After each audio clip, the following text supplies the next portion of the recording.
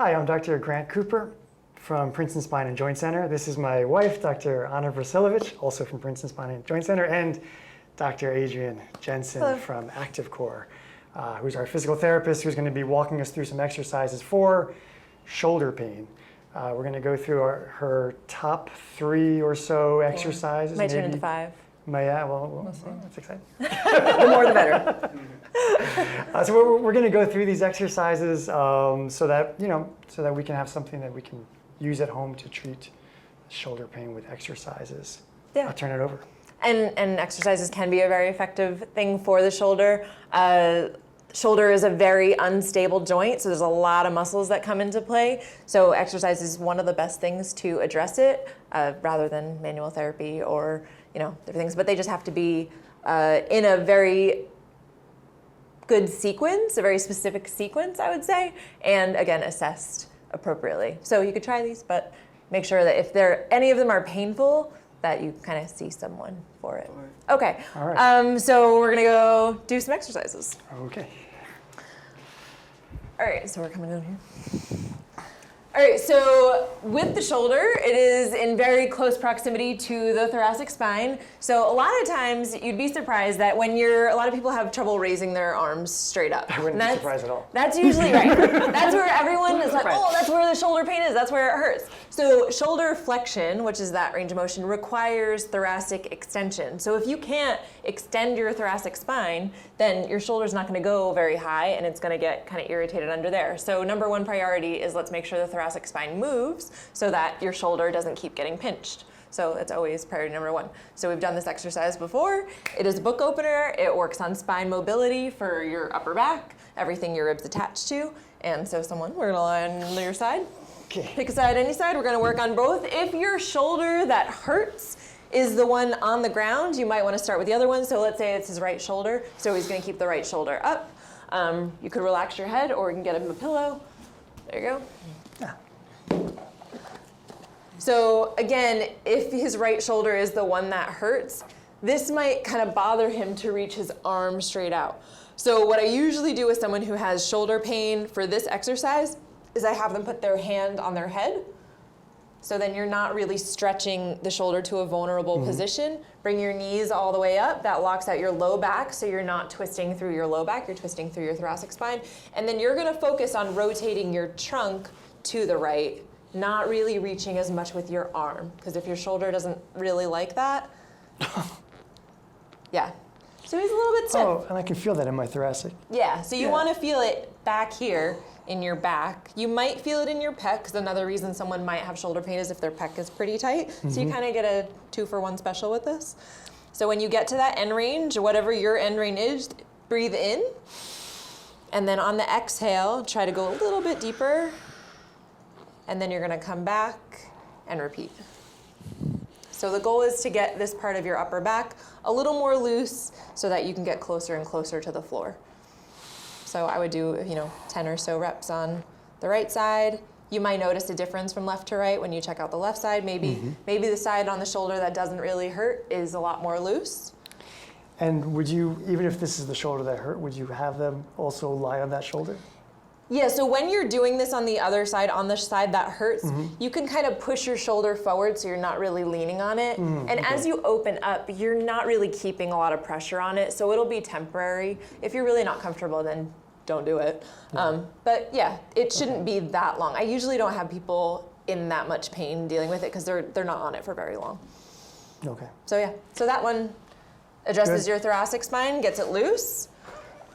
And once that loosens up, then you have the ability, maybe that releases your shoulder and it doesn't hurt anymore, and that could be the only reason. But then there's strength in your traps to develop to kind of get your shoulder blades moving. So your shoulder joint, everyone does rotator cuff exercises all the time.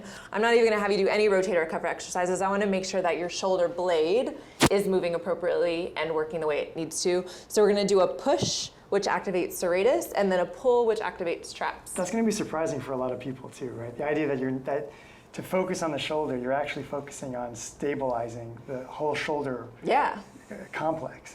which comes from the scapulothoracic Right. region. Yeah, so your shoulder blade, think of a house. The foundation of it is the basement and the concrete foundation. So the house is the pretty part, the arm and all the fancy stuff that it does. But the base of it, the foundation, is your shoulder blade and your thoracic spine. So if that's not functioning, this is going to get overused, which is why the shoulder typically hurts and gets worn out as you get older, because no one does anything with the foundation of it. So that's where I always start, and if that starts to work better, a lot of this can calm down. Because if you're lifting something and picking things up that are heavy, and your shoulder is doing all the work and you're in this like forward position, it's gonna get really worn out here. But if this is actually pulled back and you've got a good stable foundation, your shoulder, your rotator cuff isn't doing all the work, and it's not gonna get as irritated. So address the foundation, and then a lot of other things calm down, and then we can get nitpicky about all the little rotator cuff muscles getting stronger. All right, so the next one is going to be a quadruped exercise, meaning you're on your hands and knees. This is slightly elevated or advanced exercise, but it is really good because it's weight bearing, meaning that you're getting a whole lot of other muscles involved in how the shoulder functions, which when you're pushing open a door, that sometimes really bothers people, but in order to push open a door, you need abdominal strength, hip strength, and all those things to kind of support your shoulder. If you're just working on shoulders alone, it's not necessarily functional. So if you can take and do the more challenging version, do it. If it's painful, then we can regress it. So hands and knees. So I'm going to teach you a way to just kind of activate your serratus anterior, which is the muscle that keeps your shoulder blades glued to your thoracic spine, so glued to your rib cage. So you're going to push your chest away from the floor, but you're gonna do that without rounding your back. So try to keep your back flat while you're pushing away. So you're gonna feel muscles like right in here working. Do you feel that? Maybe your abdominals kind of kick in too. And then you're gonna, and it doesn't hurt at all. Well, she doesn't actually have shoulder pain, but if it does, sometimes learning how to move from the push to the sink. So it's a protraction and retraction. So now bring your chest closer to the floor without bending your elbows. Good, and then push away again. So you're really gliding those shoulder blades on your back, and then bring your chest together or closer to the floor. Yeah, so shoulder blades are moving. So it's just teaching her how to get those shoulder blades moving and disassociate them from the rest of her body. That looks pretty challenging. It's so hard not to use any of the rest of the... Yeah, so learning that disassociation. Not to sag your lower back, right? To keep that part neutral. Yep, so keeping spine as flat as you can. Pushing away, protracting, you definitely have a little bit of winging here. We gotta work on this. So this is a good one. So push away a little bit more, push that chest away. All right, even a little bit more.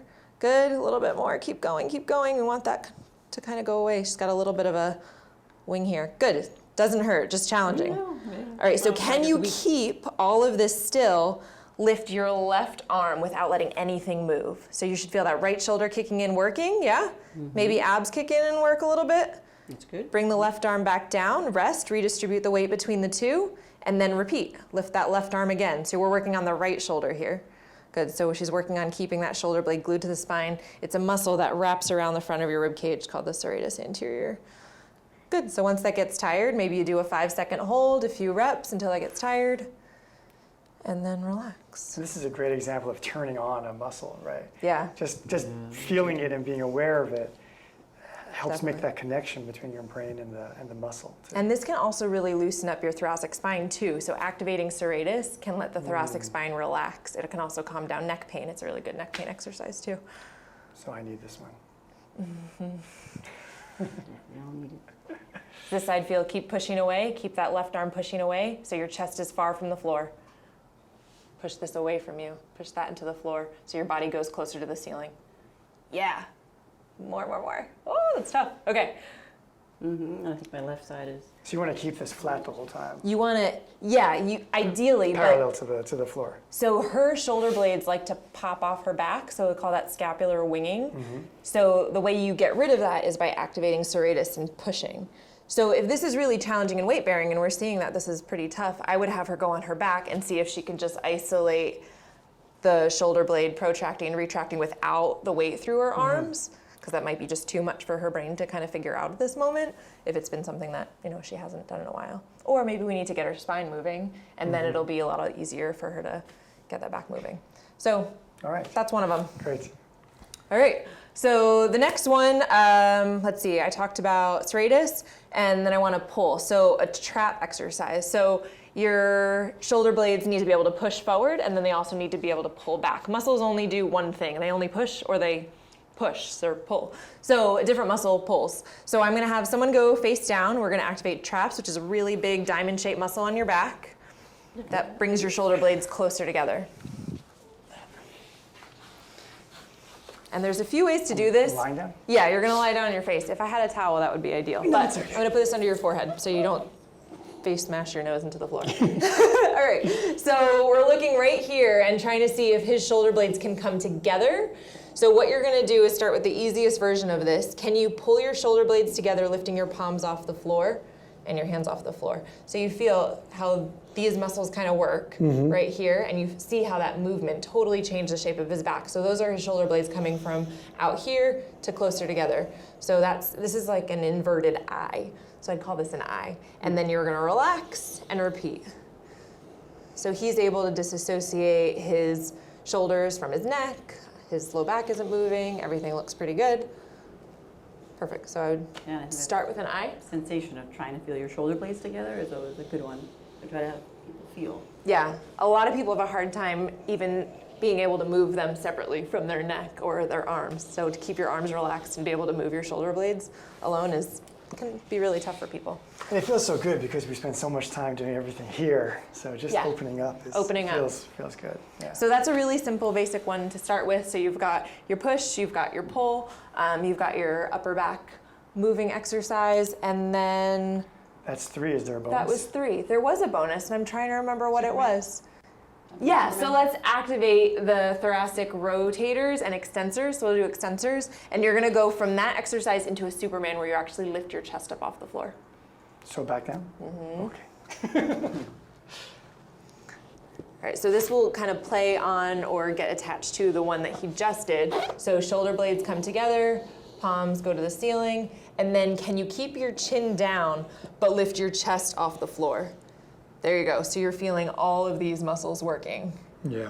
Good, so that activates all those muscles that you need to get your trunk extended and not be here, so that not only did you loosen up your thoracic spine, but you're also recruiting the muscles that support that movement, and so it stays and you don't lose it when you walk away.